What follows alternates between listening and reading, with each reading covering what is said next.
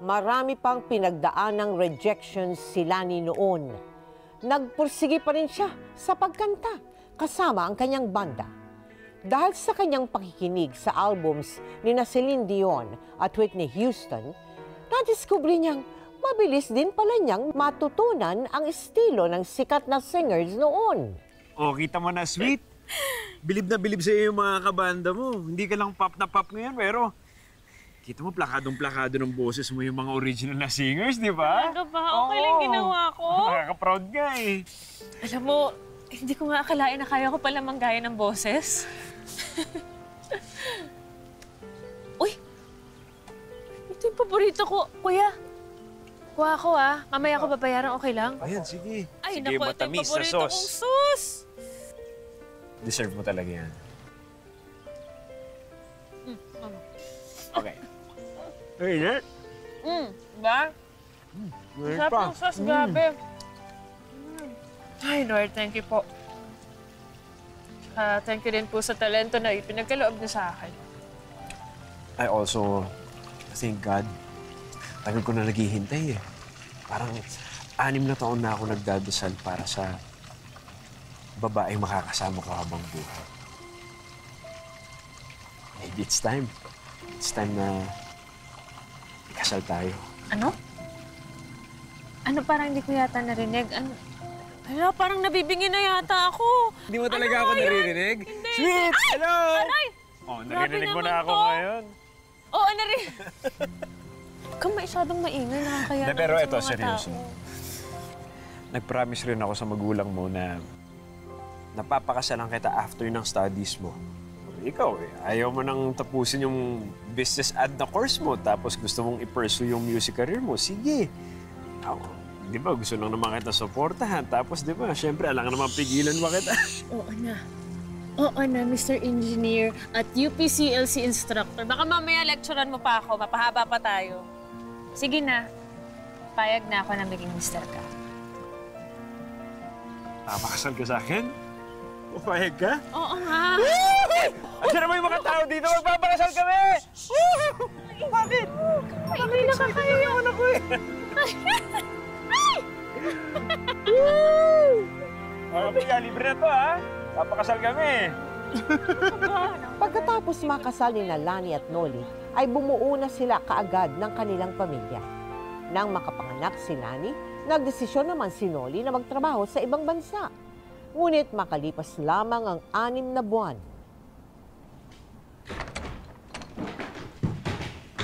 Really?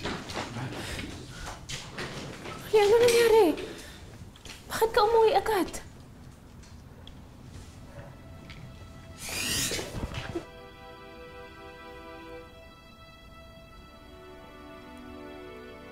Pasensya ka na.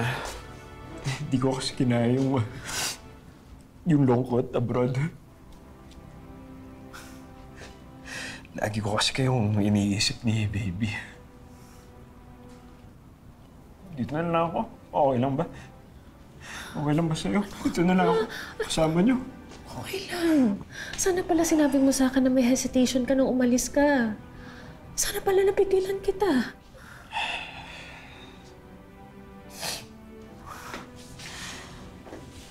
Mahihiya kasi ako eh. Ako dapat kasi yung nagdadala ng pera kasi ako yung padre ng pamilya dito kaya hindi ko masabi sa'yo. Muli, hindi naman nasusukat ang pagiging padre de pamilya sa kung ano yung ginagawa niya eh. Habang wala ka pang trabaho, di ako na muna yung maghahanap buhay. Total, ilang buwan na rin naman si Louvel. Pwede na akong bumalik sa pagkanta. Tamang-tama, may nag-offer sa akin na mag-record ng multiplex. Huwag kang mag-alala. Huwag mo nang isipin yun. Magtutulungan tayo, okay? Dahil ang mag-asawa, nagtutulungan.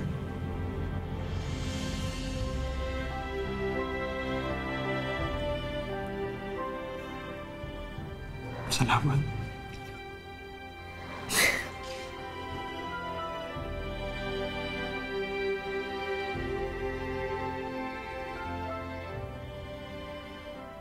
Ano yung multiplex queen? Multiplex is yung tape na gano'n, di ba? Correct. Yung tape na Yes. yung ginaganon mo, Yes, di na ba? tayo pa ay gumagamit ng cassette tape. Cassette tape. Nung time na yon, kasi kung Whitney Houston yung pinakikinggan nung kumakanta, so dapat at least, di ba, parang, ay, Whitney Houston yung boses. So we have to at least get as much as possible close to the voice of the original singer. Si sino-sino pa, aside from Whitney? Mariah Carey, Celine Dion, Madonna, parang almost all female singers binibigay sa akin. Oh, ayan na. Wait lang. Malapit na. Sandali lang, anak. Ito na. Sandali na lang. Anong ginagawa mo? Sige na, ako na malilate ka sa gig mo. Sige na, ako na bahala. Han, pwede bang mag-resign ako sa pagbabanda? Ha?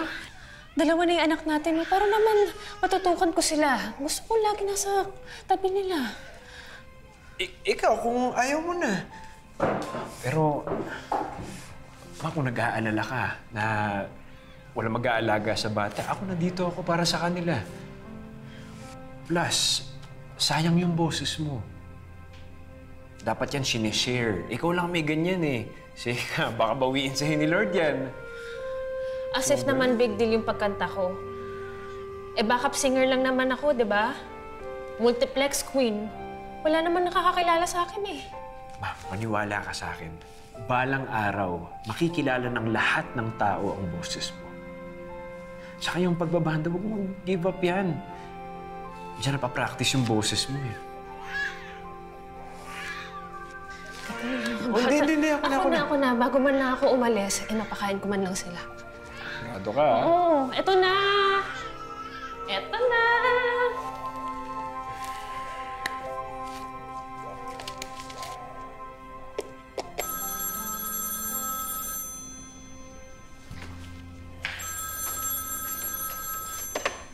Hello? Opo. Talaga po? Opo. Yes. Sige, sasabihin ko po sa kanya. Sige po, maraming salamat po. Ma! Ma, dali. Huwag kang pinapatulog ko nga yung mga bata eh. Ano ba nangyari? Tumawag yung producer. Nagalingan daw siya at sobrang na-impress daw siya sa ginawa mo sa Metro Pop. Talaga? At gusto kanyang gawan ng sarili mong album. Hindi na ako magiging multiplex queen? Hindi na.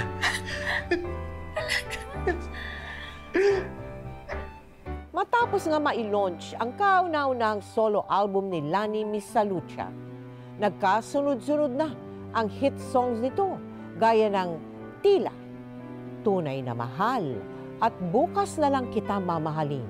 Nagkaroon rin siya ng solo major concert sa Araneta Coliseum, kung saan binansagan siya bilang ang nag-iisang Asia's Nightingale. Nagtuloy-tuloy na nga ang pagsikat ni Lani hanggang sa huli na siya ng GMA bilang co-host ng Sunday musical show na SOP.